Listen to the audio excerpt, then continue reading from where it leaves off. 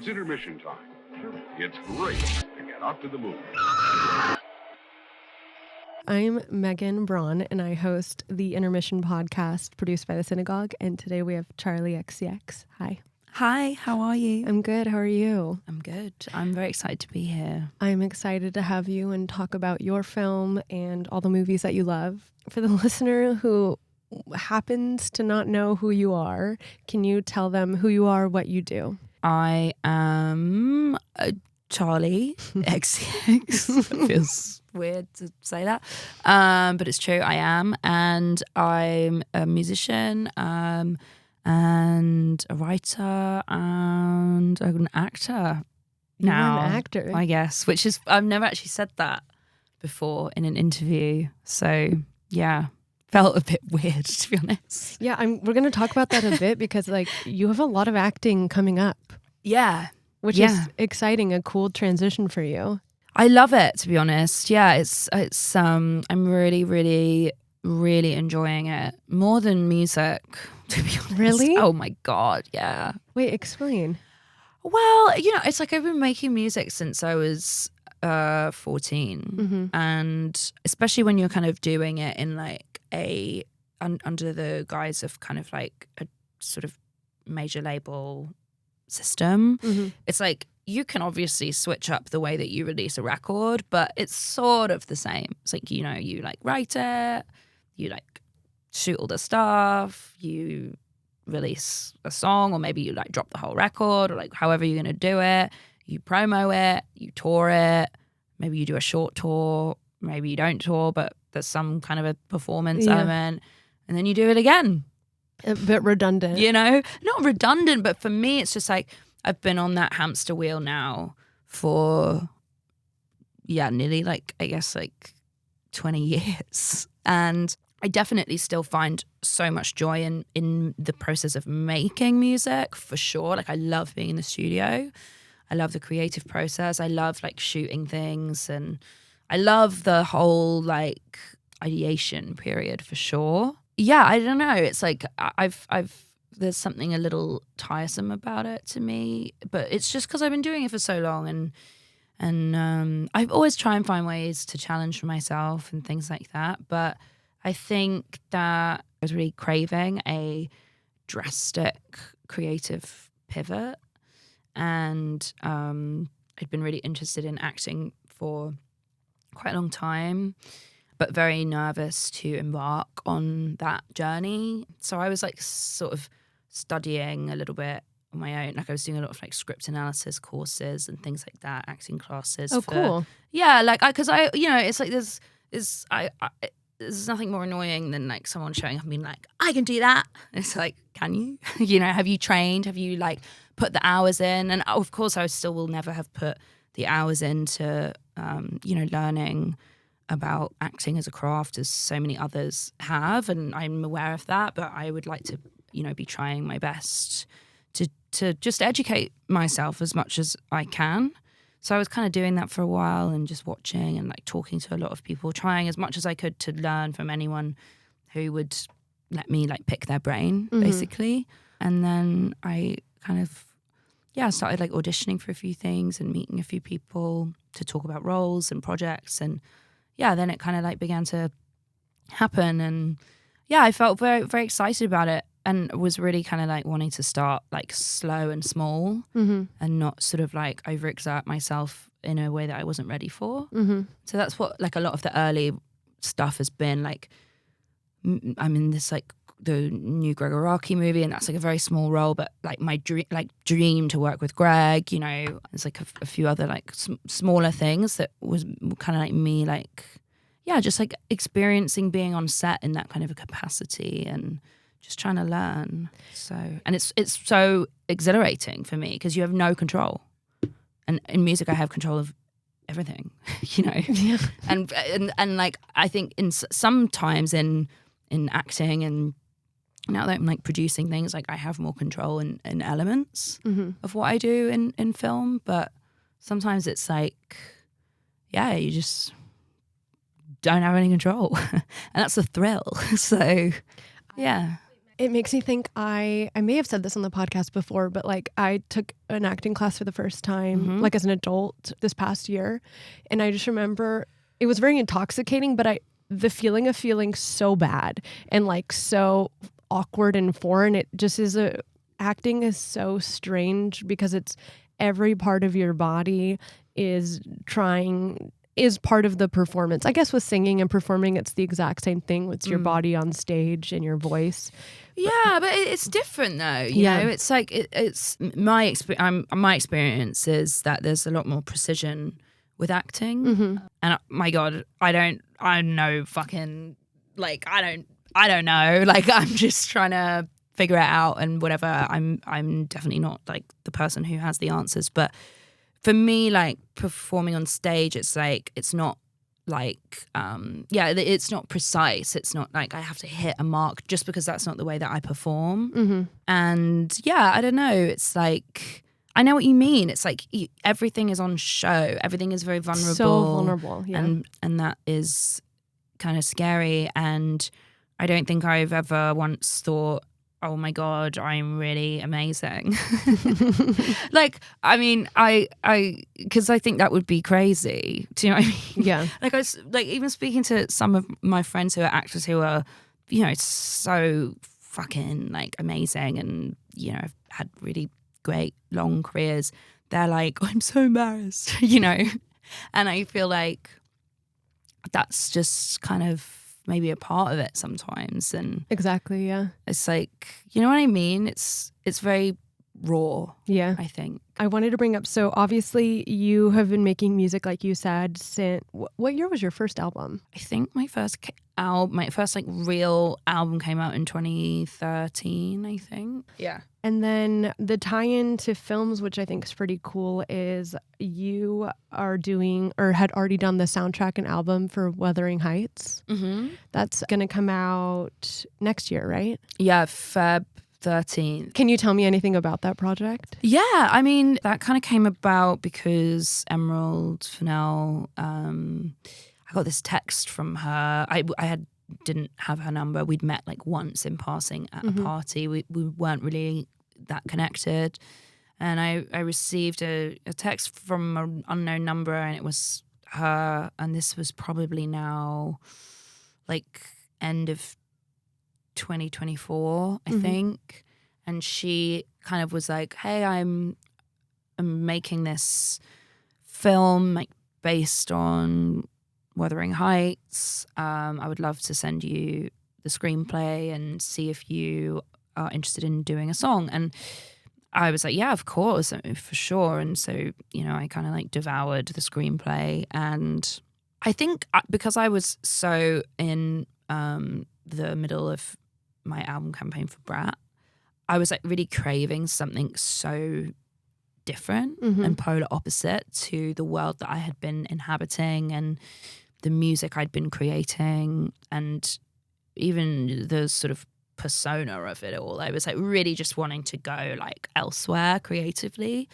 And so when she sent it to me, I was like, oh, this could be that thing for me where I can really let go of this world that I'm living in right now and totally fall into another world that, you know, it's obviously it's already exists in this like historic piece of literature anyways, and now Emerald is sort of like adapting it and, you know, doing her thing with it. It was like this world that existed and was very rich, and it like, you know, the imagery is very rich and beautiful, and so yeah, I was kind of like, what about if I did an album instead of a song?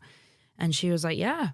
And that was kind of it. And then I just sort of started doing it. And she was very, you know, she's cool because she's like, she really let me like just do my thing on it and was very open to my ideas sonically and people that I wanted to involve. And that felt like a really sort of freeing process to work on a film like that, because I've found it's not always that way. And so yeah, it was cool to just be like left to do my thing.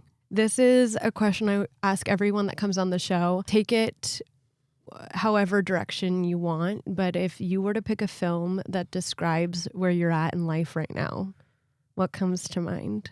Wow. Probably Maps to the Stars, to be honest. And what about it? Well, I've felt that ever since that I've moved to LA, I've always just kind of felt that there is this like strange like sheen to the entertainment industry, to Hollywood, and I've always sort of felt like a outsider looking in many ways. But I think like over the past couple of years, I feel like I've been a bit more like in the mix, and I don't know, it always just like I always think about that film whenever I'm at like a Hollywood party or anything like that. I always think about the scene where the child star shoots the dog, and how like fucked up it is, but how it always like leaves me thinking like, what's going on in this like creepy, crazy town? Do you know what I mean? Mm-hmm. Yeah, I don't know. So probably that, but that's probably just because we're in LA right now. Yeah, I mean, no, that makes sense to me. I like that answer. It's always just fun to see where people's heads go when I ask that, when they do a bit of like self-reflecting of their life in the moment. Yeah, I don't think I'd kill a dog at a party, but just to put that on the record, yeah. Being a musician who tours, I was wondering, I feel like on days off, whether it's like a bus tour or a tour you're flying, there's a lot of downtime to watch movies. Do you have any movies that you typically put on? I feel like when I'm on tour, I'm generally like not rewatching things. Yeah. Like my rewatches often happen when I'm like at home and I'm cozy and I'm like in my familiar place, you know. I think when I'm on tour, I'm always trying to watch things that are new to me. Sometimes I try and like hit the place that I'm in.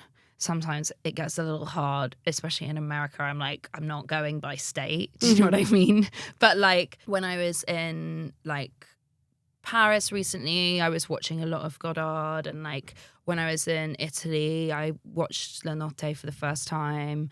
And so I try and like I like that. Go like by country, and it I don't know, it's just, it kind of teaches me more about the place in a way that which I really like. So I try and do it like that. But yeah, in America it's hard, I guess. Yeah. but yeah. No, that's a fun idea. Yeah, I like yeah. that. I looked at your Letterboxd and your top 4. Do you ever change your top 4, or has it been there the whole time? No, I swapped. I didn't watch Phantom Thread for a really long time, and something else was in there instead of Phantom Thread. And then when I watched Phantom Thread, I put that in because I was like, oh, that's me. So, but that's the only time I've changed it. But I can't remember what was in there. Okay, well, I have the updated, so I don't know either. Okay. But right now it's The Addiction, Abel Ferrara, which prior podcast guest, Abel, Phantom Thread, Maps to the Stars, and Celine and Julie Go Boating. When you look at the 4 together, what do you think it says about your taste? I think there's something quite like dystopian about all of these films. Maybe less Phantom Thread, but definitely the first 3. I think I love sort of like either eccentric or kind of like messy women, you know? Yeah, I feel like I like lean towards stories where maybe there isn't like a conventional hero, I think, or heroine, you know? It's like I think life is fucked up, and I think there are like elements of all of these films where life is fucked and that's reality, you know. So I think I gravitate towards those kind of stories, generally speaking.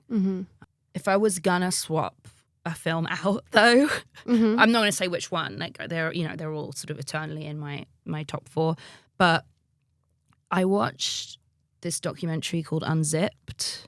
I saw this like when I looked at your letterbox. I haven't seen it though. It's so amazing. You have to watch it. And that actually sort of in a way does have kind of like a kind of a happy ending, I suppose. It's the story about Isaac Mizrahi, the designer, and his kind of like lead up into his New York Fashion Week show. I can't remember in which year.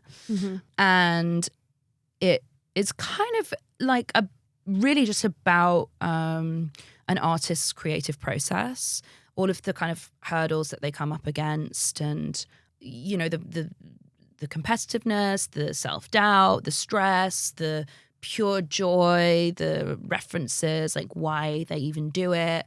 And I think that the ending is very sweet to that film, and maybe that is kind of like a more sort of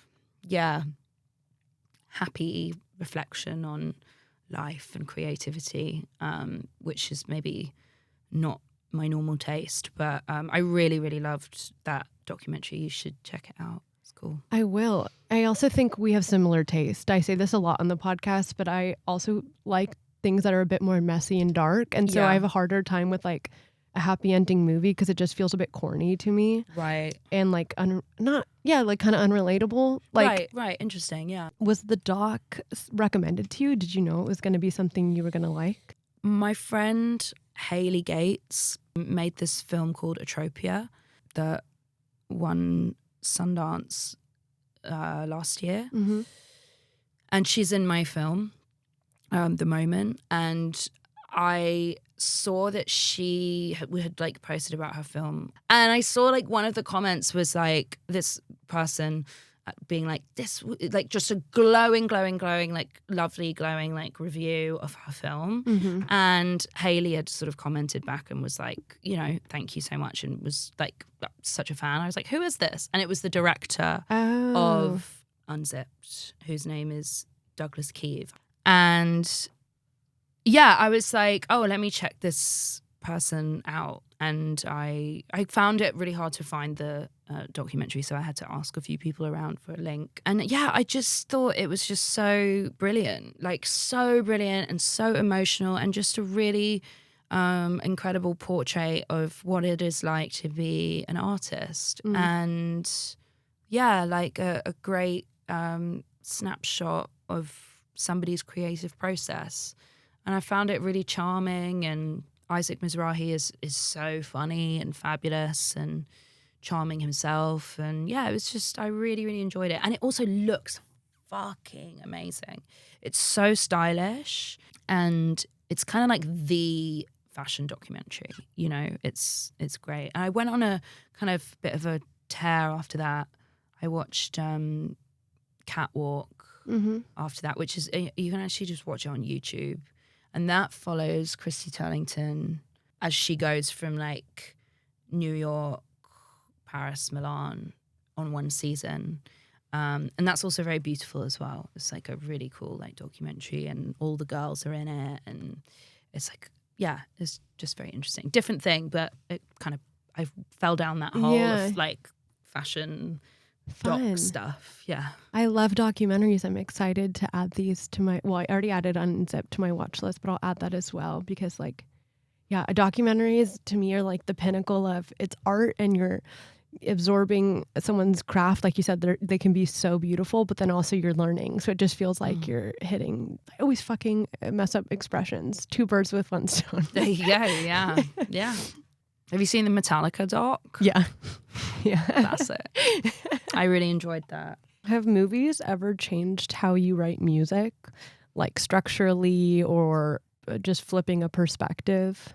Probably not structurally, but they've definitely inspired songs. I remember on my first album, I wrote a song after I watched the first Twilight movie. That's funny. Yeah. And I was like really inspired by the film, and I was like, oh, I guess I'm just going to write a song that is kind of inspired by it. And yeah, I think for me, it's like, I don't really listen to that much music, actually. I find my inspiration mainly comes from films, and it's not even necessarily like plot or character. It's more just the kind of tone that sometimes it sets and how it makes me feel, and how obviously with film you're immediately like immersed in a world, and that world can be so volatile or romantic or whatever it may be. And I think that for me is quite fertile ground to write a song when I'm sort of in that headspace. Yeah. Yeah. I mean, I'm the same way also. I go through phases of like, I'll be like very obsessed with listening to music and like being really caught up and in the know. And then I'll like transition and then I'll get like really obsessed with documentaries and then really Right. obsessed with films and like what you're saying of watching films of certain countries. I think with doing the podcast, I get really obsessed with someone will tell me something on the podcast and then I go down my rabbit hole of like, okay, fuck, I have to watch everything by that director. Yeah. But it's fun. I don't know, to take it all in. Totally. Yeah. This actually goes perfectly with the next question I was going to ask you, just with like the notion of obsession. Do you think obsession is a requirement for making great work? Do you have to be obsessed with your craft, whether that's like making your film? That's a great question. I do, to be honest. Like, that's just my personal thing. Like, I have to be obsessed. But I don't think it's the same for everybody, because I don't think there's one way of creating, you know. But for me, I have to be obsessed and so engaged and really like be kind of like, I don't know, like a dog with a bone. Like, I don't want to like let out of my jaws, you know. But I don't think that is the way for everybody. I mean, some people, like I have friends who make music who have to really like take a step away and not be in the like creative zone of like making music in the studio or wherever they write music. They have to like go to the other side of the world and like completely disconnect and switch off. Yeah. And that serves their creative purpose. I think it's different for everybody, but for me, I have to be obsessed and I really feel the moment where I'm not anymore. And then I kind of just want to like drop it on the ground and like go. You know what I mean? And that's hard sometimes when that happens, especially if you're like in the middle of something. Because I feel like, especially if you're working with people, you can't do that. You have a responsibility to like see something through, which I always do. Yeah, I love. Well, it's like for me, it's like there's no like beginning and end to work. Like I don't really call what I do work, even though it is. It's like I'm so lucky to be able to do what I do, and it's such a privilege, and I just enjoy it so much. Like I wake up and I'm thinking about like creating something or like finishing off something that I create, or I have like 1,000 ideas. I mean, like she knows I text her like 5 million times a day, like, what if we did this? It's like, you know, it's like I have this like real hunger to make stuff. That's where it comes from, I think. So let's get into your film, The Moment. Do you want to do like a little description of it for the listener? So The Moment is a film that I made with my good friend Aidan Zamiri. He's the director, and it's a mockumentary about a pop star, and the pop star is me. I play myself. And I suppose it's kind of, it's like a 2024 period piece in a way. And it is about like this time, like post Brat Summer. And it's kind of about what could have happened had I made like entirely different decisions than the decisions that I actually made in reality. But above that, it's kind of more about like the complexity of being an artist and how you're pulled in so many different directions, not only by other people around you, but by your own mind and by yourself. And it's sort of about the point at which art and capitalism, I suppose, intersect, and what happens when that does happen. Yeah, I think it's, for me at least, it's like an incredibly accurate portrait of what it's like to be an artist in this day and age, which I feel like sometimes it's hard to see because, I don't know, it's sort of scary to really show that. It's scary to be really vulnerable, especially because I feel like artists, I mean, at least in my experience, we're not always the good guy. You know, it's like we're not always the hero. Like, sometimes we really are terrible or egomaniacs or whatever it may be, you know.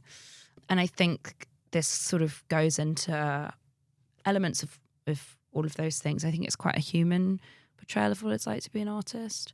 But yeah, I don't know, like you have to watch it and decide for yourself.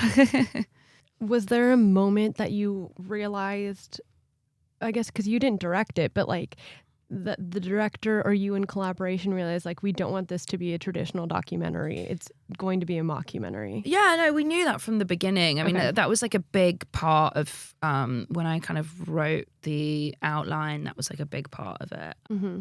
There'd been like some conversations around whether I would want to do like a tour documentary with my record label, and that there would be like, you know, some interest in that. And I think there are a lot of like incredible tour documentaries that get made. But for me, how I like to work, it didn't feel like something I was particularly inspired to do. Just because, I don't know, I really enjoy like taking something and like flipping it on its head. Like, I don't know, like using the structure of something and then actually kind of just turning it into a different thing. Yeah. And so I was interested in doing like a mockumentary version of a tour documentary, but not like a actual tour documentary, just because I feel like there are so many other people out there who are doing, you know, their own version of that's already great. And I think this it's just more me, you know, like flipping the form is something that I'm really interested and inspired by. So yeah, we always knew. Seeing yourself on screen when this was all said and done, was there any particular scene, either when viewing or when doing it, that you felt just exposed to? The whole thing. Really? Yeah, the whole thing, to be honest. But I also, it's like, I'm fine with it. I'm at peace with it, like, because I think if I was worried about, you know, how I looked in that context, or whether I was exposing too much or whatever, the film wouldn't have ended up in the way that the director and I wanted it to be. So I feel really happy with where it is at. But yeah, I mean, definitely watching it back, I was like, ah! But it's like, you know, it's fine. It's also, it's just like, because I'm in the edit, it's like, I know it's not helpful to be like, oh, I don't like how my face looks there, can you change it? Like, it's like so unhelpful. So it's like, I just like leave that at the door, which is painful, because in my music videos, I'm like, this, move that, you know, because like, it's like, it's 3 minutes and it's mine, you know? But yeah, it was pretty, sometimes I was like, God, that's mad. Yeah. I know that this wasn't traditional acting, but did this film make acting feel more appealing to you? I mean, before this film, it was already really appealing to me. I think this was the longest time I'd been on set. And this was still a short shoot. You know, I think we shot this in like a month, I think. And prior to that, when I was shooting Erupcia, which is a film I made with Pete O's, that had been like 10 days in Warsaw on set. But that was a very different experience, because we were kind of like getting up and like writing scenes every day and then just like shooting what we wrote without thinking too much about it. And then prior to that, it'd been like a couple of days here with Greg or Julia Jackman, who made 100 Nights of Hero. It was like very like short. Totally. And so this made it felt like more real, in that I was like, oh, this is like what it takes to have like a little bit more stamina. Obviously it's still very short, but for me it was like, oh, this is like, okay, I'm up at 5 every day, I'm like da da da, you know. And it's like, obviously, you know, films like, I don't know, Dune are like shoot like years so long or whatever, but this was like my closest experience to like a long-term thing. And I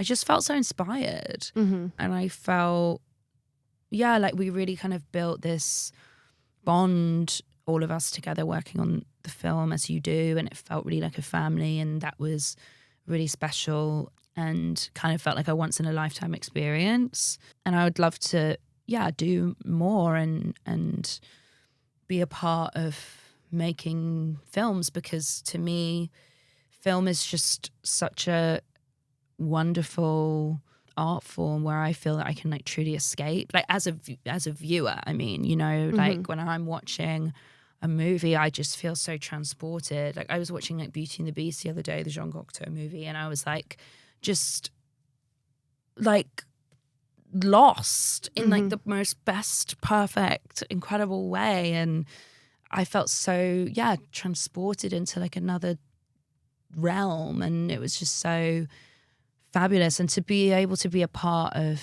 making work that has the potential to do that for somebody somewhere is just so cool to me and makes me feel so excited. So yeah, I want to do more of it. I just hope people keep like going to the theater and watching films. Yeah.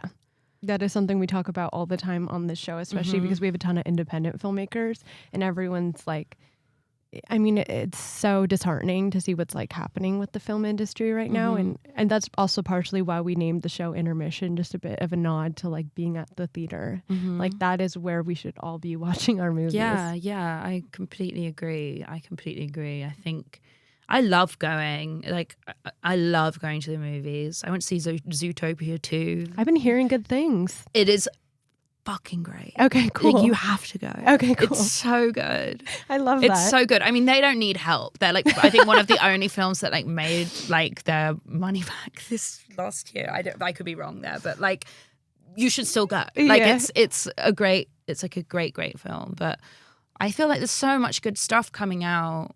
Speaking of, maybe this will be a good kind of like wrapping out of this, but do you have any film recommendations of like movies that you saw this past year, and then also some films that you're looking forward to that are yet to come out? Yeah, I mean, a couple of things I've been lucky enough to see that are coming out that everybody should see are, like, I saw Pillion the other night, and it is so incredible. It's Alexander Skarsgård. He's so great. He's so great. Have you seen it? But I love him. He's great, and he's so great in this. It's kind of like a BDSM love story, and it's like a really, really incredible film. Like, it's funny, it's heartbreaking, it looks beautiful. Like, that is one. There's also this film that I got to see when I went to Cannes called The Plague. I really want to see it. It's really fucking good. Cool. It's so good. This film by Charlie Pollinger, and again, all of it's funny, heartbreaking, beautiful, like incredible performances from all these kids who are in it. I really enjoyed that. I'd never seen A Woman is a Woman. This Godard movie. I haven't either. It's cool. It's kind of like, it's like a lot of like fourth wall breaks. There's elements of like musical, which I'm really not like a musical person, actually. I don't see that for you. I don't love watching musicals. It's not my thing, but this is amazing, and really charming and incredible, like pops of fabulous color, and I really enjoyed that. I was really enjoying the Criterion's French New Wave series that they had on there, so I was watching a lot of that. I'd never seen Before Sunset, and I watched that the other night. I'd never seen it, and it's so good. So that's probably gonna be my like holiday watching. I'll watch the other two, but yeah, I'd never seen it. I'm so jealous of you having that experience. I know. Everyone was. I was telling all my friends, they're like, oh my God, we're so jealous. Yeah. So that was cool. Oh, I watched this great movie called Alucarda. Okay. Which is this movie about these two girls who get possessed in they're like nuns and they get possessed. Hot. It is hot. It's very hot. And it's like a 70s movie. I think the director's Mexican. Very like fab hair, like like fab sexy girls. Yeah. You know, the vibe is cool. I love it. Cool. I'd recommend. I love all these recs. Okay, so can you just tell the listener one final time, like where and how they can see your film? You can see it in theaters now, I think, because it's only been in theaters for like 2 days. So hopefully they didn't kick it out already. But yeah, I think you can see it, go into the theater and see it. Sweet. But probably not in the UK just yet. I think that's coming soon. We're getting thumbs up from the side. Yeah, if as a listener, if you don't know, we're recording this in 2025, so things are still being figured out. But yeah, February in the UK, it's out in the US. So amazing. Yeah. Well, thank you for coming on. I had a lot of fun, and I'm really excited about all these recs that you've given me. Thanks. Yeah, Thank you. Cool. sweet. Now it's time to get lost. Good evening. If you enjoyed this episode, be sure to leave us 5 stars on Spotify, Apple, or wherever you get your podcasts. To stay in touch, follow our Instagram page at It's Intermission Time and share with your friends. As always, Intermission is produced by Jazeel Chu and Olivia Dean, and of course, hosted by yours truly, Megan Braun. This episode is brought to you by The Synagogue.